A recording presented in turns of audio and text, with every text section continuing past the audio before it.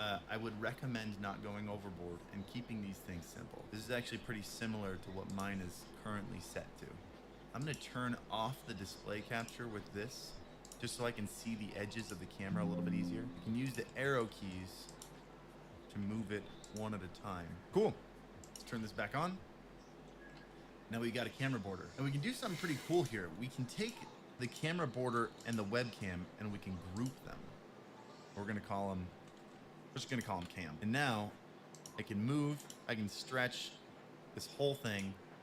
It'll all work together. Now, if I wanted to add an animated border, I would go to add and I would go to media source, which is where you import videos. And we're gonna call this animated overlay. So here's one that I got during a Fiverr video that I shot a while ago. A Fiverr artist animated this for me. You can see it's really subtle.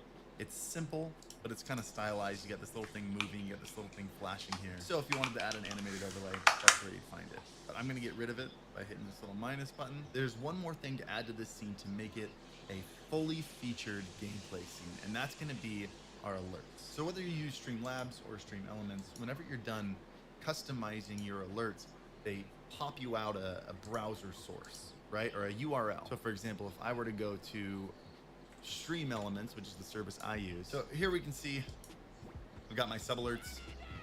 This is what they look like. I'm gonna copy the link from Stream Elements. I'm gonna go back here. I'm gonna add one more source. It's gonna be a browser source. We're gonna call it sub alerts. We're gonna paste that URL right in there.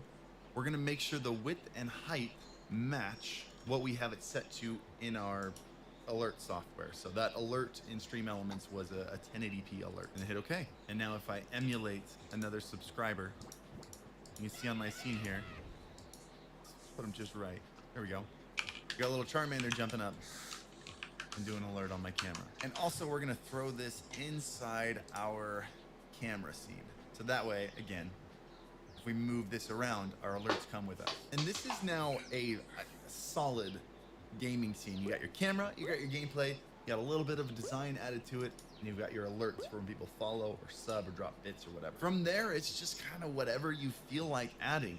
And browser sources can be really cool. The majority of fancy widgets that you put on your scene are done in a browser widget. So for example, I worked with this really talented widget designer named AC Pixel who made this now playing scene. So you can see if I play Neon Renegade from Stream Beats, I can show my chat exactly what I'm playing. And all I have to do is launch this widget, take the URL, create a new browser source, which we will call now playing, and paste it in there.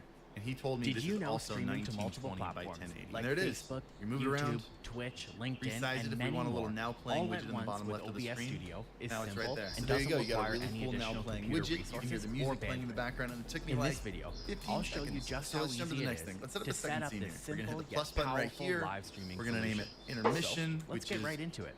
in my opinion, the most important scene. A lot of people think your gameplay scene is the most important things one first. because it's Make sure you probably already have showing the OBS most. Studio But in installed reality, on when you your have your computer, gameplay and go scene ahead and up, open it up. they're there to watch your Once that's gameplay. done, you'll want to and see navigate you in into the settings corner. and then Your into the intermission stream screen is section. interacting with your From audience. here, It's where you'll it's want to about choose the actual restream.io engagement. from the So service I think list. this is the one that you should spend the most time on. Now you can see I can click back and forth. The intermission scene is empty because we haven't set anything up yet. But when you click on one, it changes scenes. Now let's do one thing first. The most important part of an intermission screen is the camera.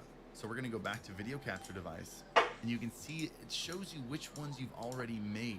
So instead of making a whole new source, you can add an existing source, and here's our webcam. And just like that, we have our webcam full screen for our intermission. And if I click back and forth, you can see how it works. One thing I'm not crazy about is this crossfade transition. I want to do something really cool. So let's move over here to scene transitions. And right now it's set to fade with 300 millisecond duration. And you can see if I change this to 1,000, see how slow that is? If I change it to 100, super fast. So we're gonna add a new transition in here, and you can see there are a handful of options. If you want to do a swipe one, you can swipe left, you can preview it here.